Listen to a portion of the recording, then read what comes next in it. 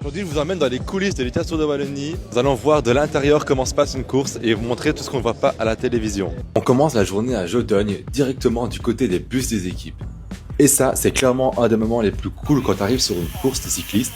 C'est que les vélos sont déjà sortis, les mécanos font les derniers réglages, les coureurs commencent à sortir des bus, les bidons sont prêts, bref, tout le monde est encore calme, mais tu sens que la journée va partir très vite. Ensuite, direction le podium signature. Là, les coureurs sont présentés un par un, le public peut les voir de très près, prendre des photos, les encourager, et franchement, c'est ça qui est assez unique avec le cyclisme, c'est que du coup, on peut vraiment être très proche des coureurs. Maintenant, place au départ. Tout le monde est prêt à partir.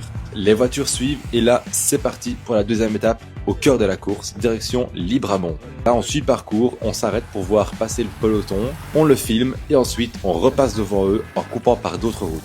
Puis on refilme le passage suivant pour repartir direction le prochain spot.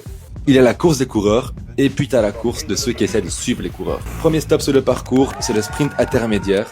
Les coureurs passent à pleine vitesse, les voitures suivent juste derrière, tout le monde crie et 10 secondes après, c'est fini. Après ça, direction la zone de ravitaillement. Et alors là, c'est un moment qu'on voit pas forcément à la télévision, mais sur place, c'est assez impressionnant.